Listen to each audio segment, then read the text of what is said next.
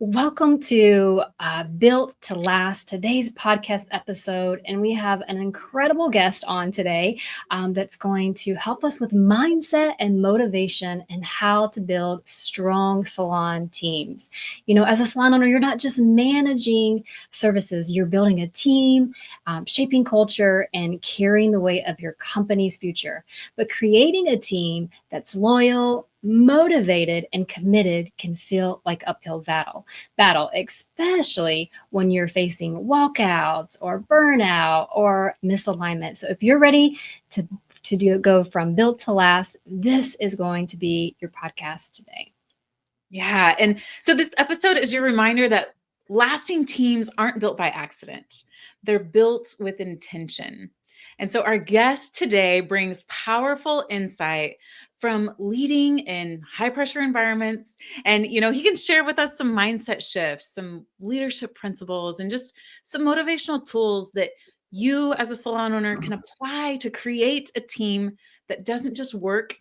It's somebody who believes in the mission and is able to grow with you. So whether you're starting your team from scratch, you're rebuilding your team, or strengthening an already solid culture, you'll walk away with fresh perspective and real strategies that help you lead with purpose and build something that lasts. So without further ado, we want to welcome our special guest, Michael Odell. Michael, welcome. We're so excited to have you with us today. Thank y'all so much. Super excited myself. Yes, awesome. Well, hey, we would love to know, we know so much about you that you work with an incredible company called Warrior's Heart. You do some motivational speaking. You have a big leadership background. But can you tell us who's Michael? What's your story? How did you get into what you're doing? And what is it that you do to serve the world? Those are great questions. 50 of them all at once. I work for a company called Warrior's Heart, and I'm the chief operating officer for our headquarters element, which is kind of like admin, marketing, sales, compliance, human resources, all of those fun pieces. And what we do at Warrior's Heart is we help train our nation's heroes, so that's veterans, active duty military, and first responders who are struggling with addiction and trauma. We know they're out there. Our mission is to bring 1 million warriors home. And to date, we've served 3,500 plus since 2016. And the beautiful thing to that is that the 3,500 plus those are just single human lives who all impact another life and another life and another life, their family's life, their kids' life, their friends' life, their workplace's life, their team's life. So the ripple effect of that is just absolutely remarkable, and you'll never really even know. And that's another beautiful thing. It's like you don't really need to know the ripple effect that you're making in the world as long as you believe that you are. And you're doing things with intention, which you already mentioned on the podcast. I've been with Warrior's Heart since 2018. I started my leadership in just my life really in the Marine Corps. I joined the Marine Corps in 2006. I got out in 2010. We deployed twice to combat. One deployment to Fallujah, Iraq. That was my first deployment. And then a second deployment to Ramadi, Iraq, which is where, I didn't mention this yet, but as a young man, teenagers, I struggled with addiction. And really what that was is I wasn't happy with who I was. For whatever reason, it doesn't even matter. It's nobody's fault. I just wasn't happy with who I was. Didn't know why. And substance changed the way that I felt inside. And so that was what I thought at the time was the way to go, right? Well, if you don't like how you feel, change it. It makes sense. That didn't get any better when I was in the Marine Corps. And so the addiction kind of plagued me for a long time. I got out in 2010. It started to get into a ton of trouble and just couldn't figure out how a Marine, a father, with a little bit of trauma an honorable discharge from service, I just couldn't wrap my head around how I was not able to get out of this hole that I was in. And I did get out of that hole through a lot of help, a lot of support, recovery, all of the things, but I was able to dig myself out. And I've been with Warriors Heart, like I said, since 2018. I've been sober since 2016. And actually, March 31st will be 9 years. So just a few days away from celebrating 9 years of sobriety in this beautiful life. That's a little bit about me. Wow, that's incredible. Incredible. So incredible. Thank you so much for sharing your story. And I'm sure, as listeners on the podcast, we can all relate to addiction. Addiction is so worldwide. My brother actually is in recovery. He's been in recovery now for about 3 years. I've lost family members to addiction. Yeah, so proud of him. And so just thank you for sharing your story, because it's so inspiring to know that there is hope. Like, you don't have to give up. And I love what you said is that you just didn't have the tools that you needed for that solution that you were looking for. And so, like, how did you begin this journey of, working with Warriors Heart? You have a leadership role there. How did you step into that? Like, did someone see that in you? Did it just come your way? Kind of help us shape the way that began. So it actually began. So in 2016, I found myself going to prison for substance abuse related things. I just couldn't stop drinking, and what comes along with drinking: bar fights, fighting, drinking and driving, all the things you absolutely shouldn't be doing, but you do them. It is what it is. I was in prison and I prayed and I asked my higher power to provide a way where I could use my past experiences to help people and provide for my family. So that was my prayer, to use my past experiences to help people and provide for my family. If God could grant that prayer, I would kind of, bargained a little bit, but like, if you can make that happen, I will never turn back. I will change my ways. I will seek help, all the things. And then when I got out of prison, I was offered a job helping veterans and first responders who were struggling with the exact same things that I was struggling with. And so that was like a sign, like, okay, thank you. And yes, I'll take it. And since then, I was the admissions advocate, and then admissions team lead, and then admissions director, and then command executive director, and now chief operating officer. I got custody of my children, and I've been able to utilize so many different tools, not only personally but also professionally, to help me get where I've got. But it was through a ton of people that support me and support the path that I'm on. Because not everybody supported the path that I'm on. You're going to run into people that don't support the things that you're trying to do. You're trying to start a salon, you're trying to start a business, you're trying to start a coaching company, you're trying to cut back on your drinking, you're trying to not go out and stay out late as much, or whatever it is you're trying to do. If you're going against the grain, there's going to be people who absolutely do not support it. And it's important to remember, like in recovery, we talk about your people, places, and things changing. Or that you need to change your people, places, and things. But I learned something very valuable, and it's that when I do the right things for the right reason, my people, places, and things change on their own. And so it's not a matter of me having to force different situations in life. It's a matter of me being disciplined enough to stay on the right path. And if I stay on the right path, then those things are going to change. And then look, now I'm on a podcast with y'all. Like, okay, life has just been beautiful since then. But that's how I started at Warriors Heart and how my recovery journey started. It was through a prayer of desperation, really. Wow, that's powerful. And I love what you said about, not everybody's going to see your vision, was kind of how I interpreted it. Yeah. Because it's your vision. And I love that you said, hey, if you are doing it for all the right reasons, it doesn't matter if people see your vision, because that's why it's your vision. They're going to have their own vision. We're all here to fulfill different purposes, in life. And so I'm just curious, Michael, was there a moment in your journey where everything shifted for you as a leader?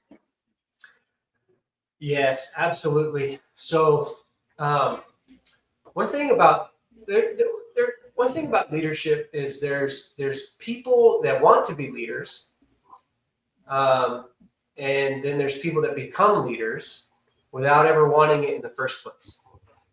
And for me, I don't think I ever wanted to be a leader. Um, but for some reason, people would follow me and they would listen to me, and I didn't have to really try to be seen as a leader. And the big turn happened when I realized that it was one, it's impossible to manage people.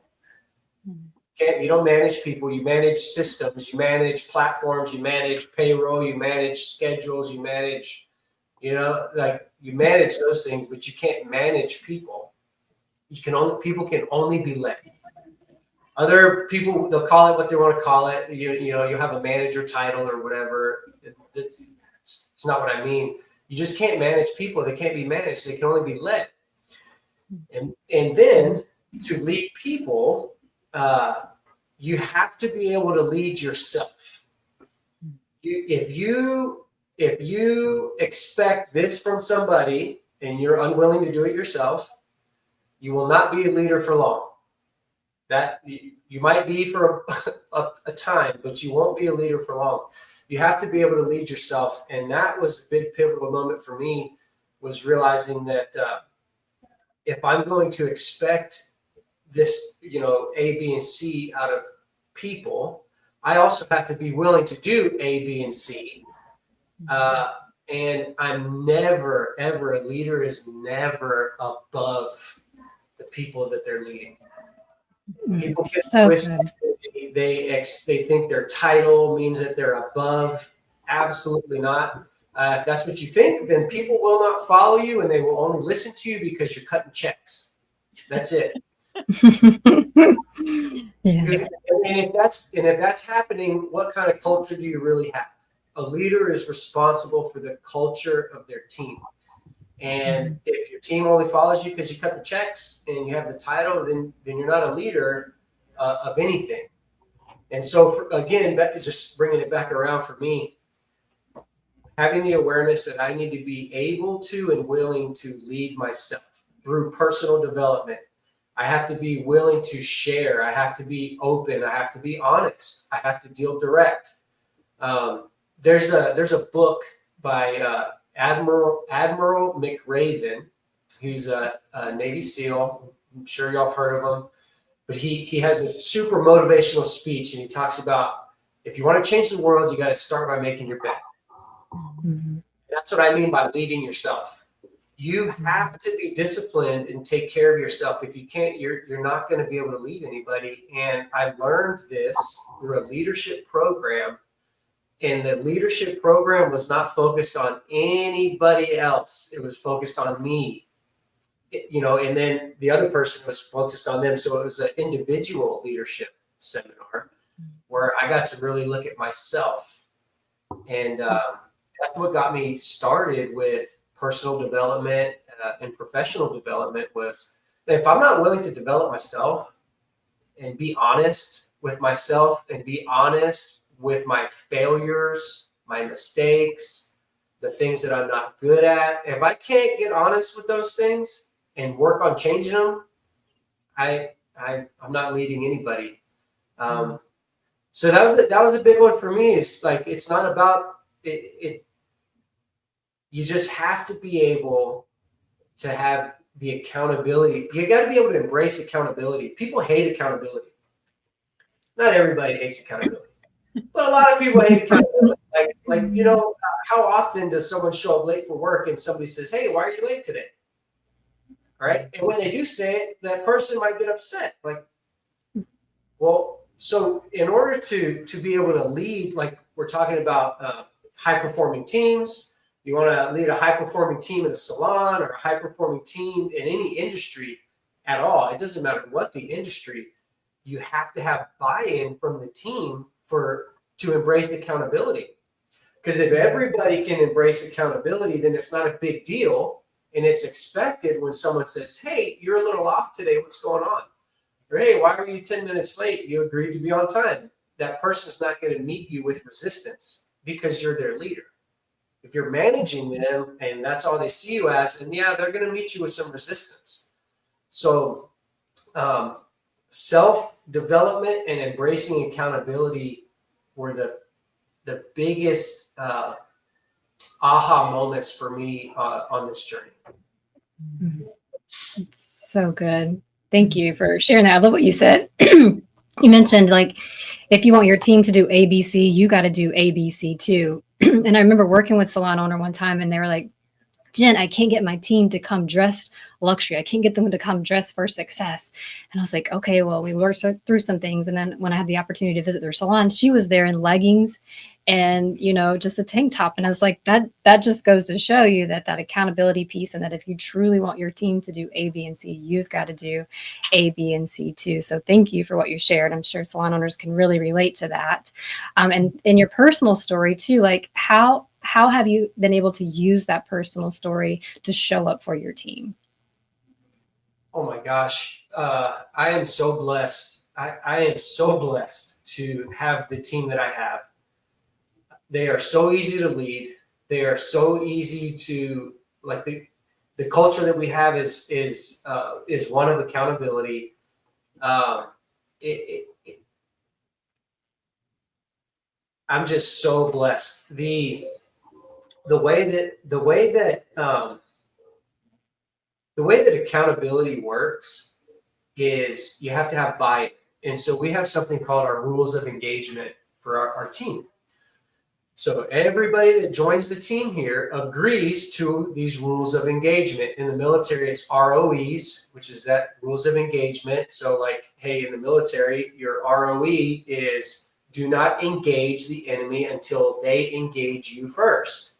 So that's an ROE. So everybody knows, and everybody in the military understands that rule. I am not to shoot at anybody unless they shoot at me first. Then I can engage.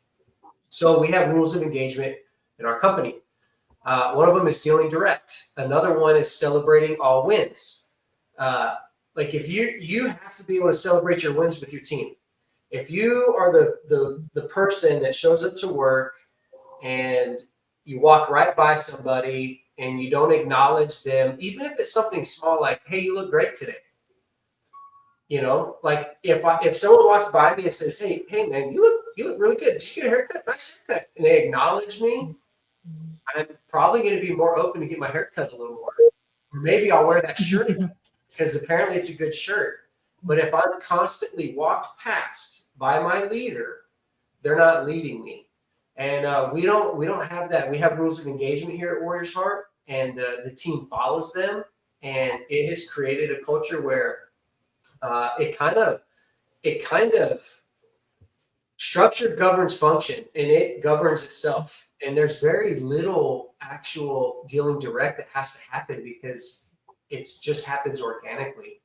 But it takes a lot to get there, but you have to start somewhere. Yeah, that's incredible. What did you call it? There was a 3-letter acronym, rules of engagement, ROE. ROE, rules of engagement. Okay. You don't want a long list. You want like 6, 7 things, maybe. Like that's pushing it. Of course, we have 10, but we have a lot. You really need like 5 to 7, and you get everybody on board. You identify them, and you get everybody to agree to them, and then you can embrace a culture of accountability. But it's like if you never told me to show up on time, and I show up when I want to show up, and now you're mad at me. Well, you never told me when to be there. I didn't agree anyway. So people have to be in agreement to the rules, because if they're running around with unclear rules, as you know, people will make up their own rules. Or a rule gone unchecked will continue to get further and further apart. Someone will show up at 8:05, and then 2 weeks later 8:10, and then 8:30, and then 9 o'clock, and then the leader or the manager is upset. Well, so and so, they won't ever show up on time. It's like, well, what did you address it the first time? No. Second time? No. Third time? No. Okay, so it's not a staff problem; it's a leader problem. Mm-hmm. So good. Yeah, it's very similar to a principle that we teach about heartbeats inside of Salon Business School. The things that really keep, the heart of the salon. You can't survive without a heart. You got to have those things that you agree to. I love that. I didn't grow up in the military. My dad served in the Navy before I was born. I live next to a military base, Fort Riley, which is an Army base, but I'd never heard that, the enemy thing that you just said, don't engage an enemy before they engage you. I think that's a great thing just to have in life, just to know. So thank you for that little hot tip, Michael. That was great.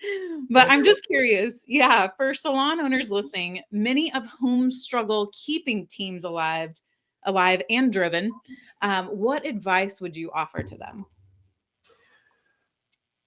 So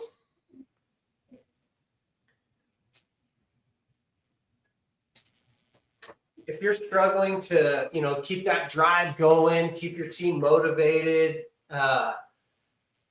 one of the biggest things I've learned over the years is simple acknowledgments.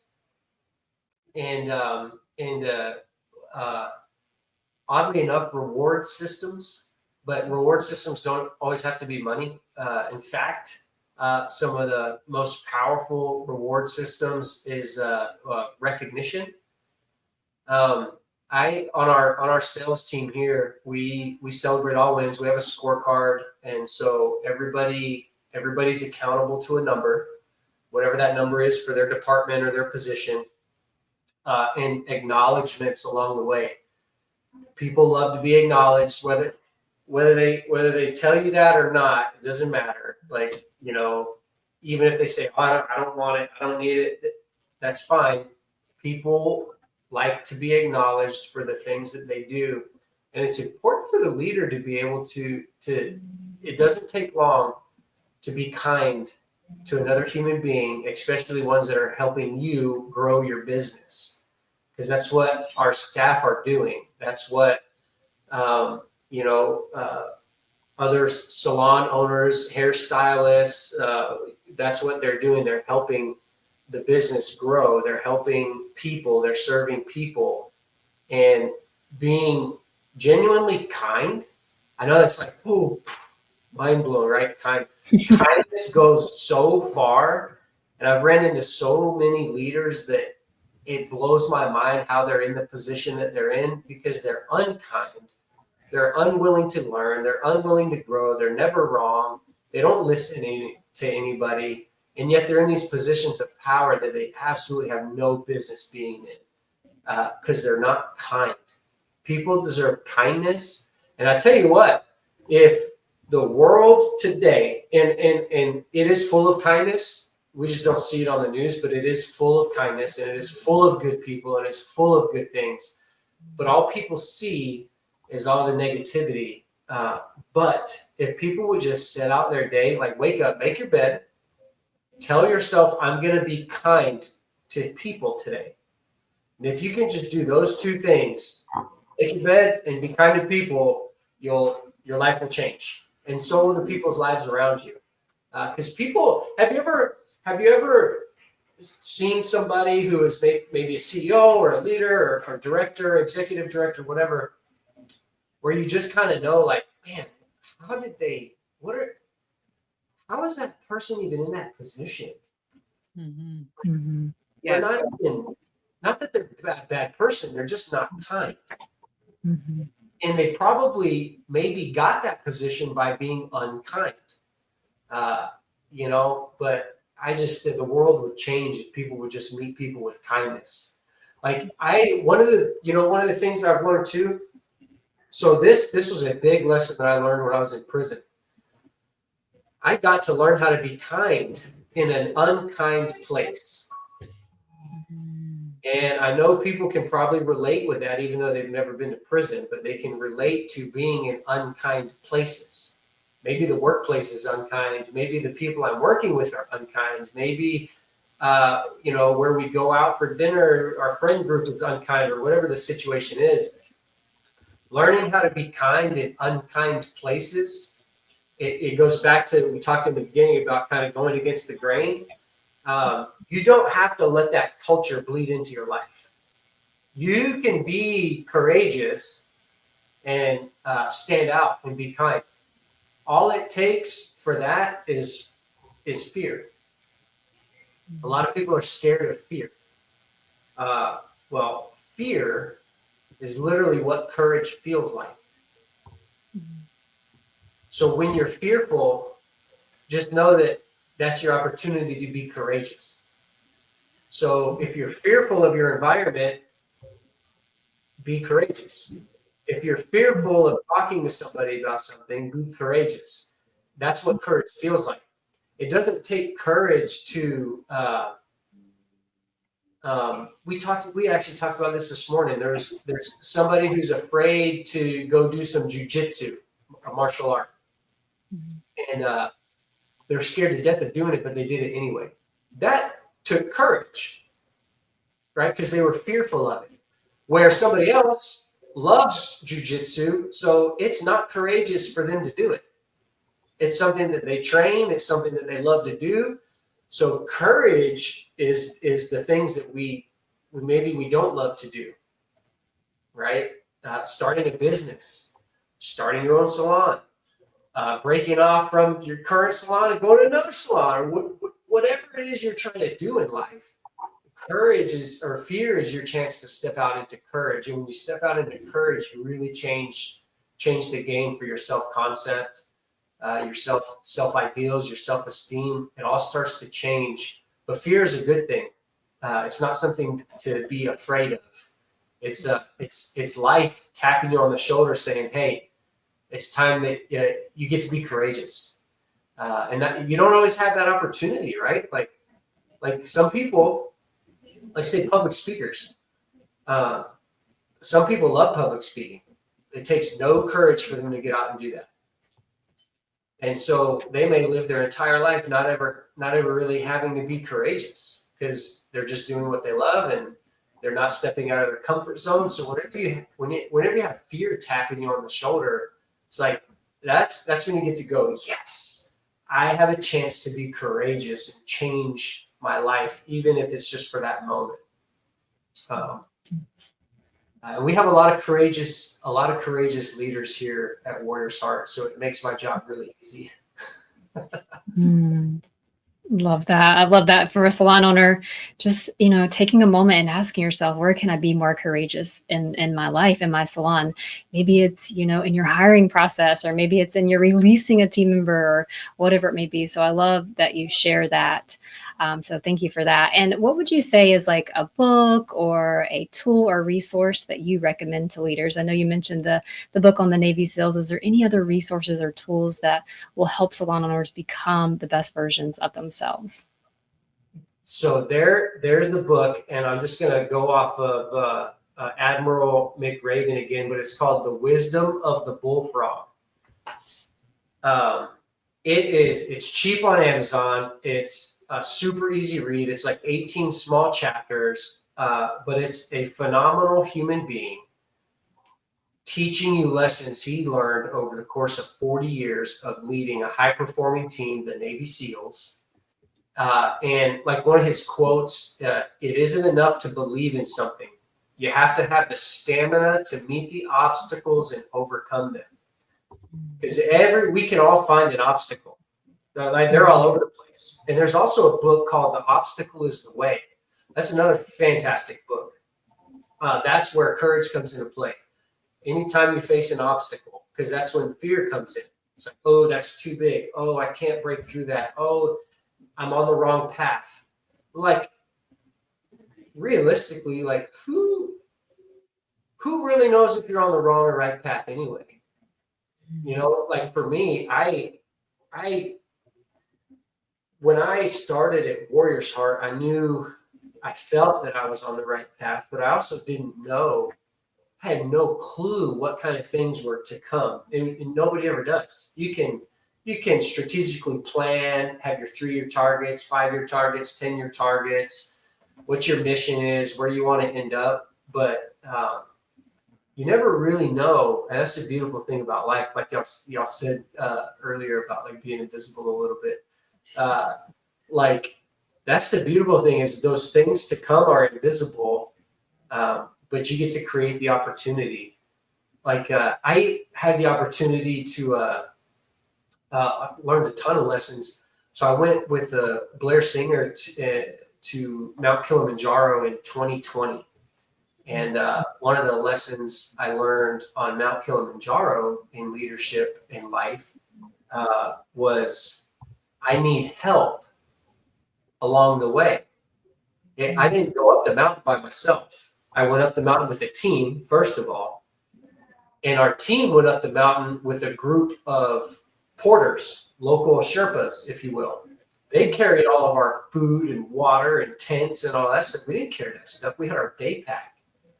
And so I learned right then and there that like, if I want to accomplish big things in life, I have to have it to help me accomplish that. If my goals, if I can accomplish my goals by myself, then they are not big enough. That's a cheap way out. Mm-hmm. It's a cheap way out. Like, oh yeah, I got all my goals accomplished. Yay. Okay, good job for you. How many people helped you accomplish them? None. Then they weren't big enough. Mm-hmm. The other thing I learned is I thought that this was a once in a lifetime opportunity. Well, I was wrong. I got asked 2 years later to go to Kilimanjaro again with a different group of people to film a documentary on veteran and first responder support. And so this is just another lesson, like the language that we choose to use, one around our teams, they hear it. Oh, and they pick up on it. If you're walking around like, we can't do this, I can't do that, that'll never happen. Oh man, don't even get into that business. Empowering your team through words. We got this. We can do this. There's no once in a lifetime opportunities here. And I checked myself when I got to go again, and then I realized, I'm not going to limit myself anymore with these once in a lifetime opportunity things. Like, no way. I get to create the opportunities. I may not know what they look like, but I get to create opportunities. And so for anybody listening, you may not know what opportunities are ahead, and you may not even know how to create them. But if you embrace a culture of accountability and you work on your self-development, you have to start to develop yourself and be open, be honest, and truthful. If you're able to do those two things, you're able to lead a high-functioning, high-performing team, high-performing company, and they will follow you because of who you are, not because of your title. Wow, that is amazing. I love everything that you just said, Michael. You're such a bright light in this world, and your outlook is just incredible. And, you know, our guests, I'm sure, have gotten so many golden nuggets off of this podcast. And we're just so grateful for you, so grateful for your time and you sharing who you are and, you know, your visions of the world and what you see possible. If somebody who's listening today is, you know, looking to find you, Warrior's Heart, where can you help lead them where they would find that? Yes. Okay. Awesome. So we just www.warriorsheart.com. And that's our website. You can find out anything about us. If you have a family member, loved one that might need some help, they can reach out to us. Our team is awesome, compassionate and understanding. We get it. And then you can check us out on Facebook. We got a ton of cool Facebook videos, and we're also trying to do like provide value through our social media channels. And so maybe hop on our social and you might see a video that might inspire you. So but it's Warriors Heart on Facebook and then warriorsheart.com. Awesome. Well, thank you so much. We are so grateful for your time. And, I know addiction has it's probably impacted every single person in the world on some degree, whether it's, they themselves, a family member, a friend, or somebody out there in the world. So we just think it's wonderful what you guys are doing at Warriors Heart, and specifically for veterans. We're so grateful for your service, Michael, and, for everybody else who just, it takes a whole world of people to make a positive change. And I love that you pointed out, hey, there's miracles and amazing things happening all the time. You just don't see it on the news. So thank you for your time today. Thank you for your value, wisdom, and insights. And we look forward to working with you again in the future. And thanks everybody for tuning in. Feel free to share this with somebody that you think it would bring some sort of a positive impact to today. Thanks for tuning in.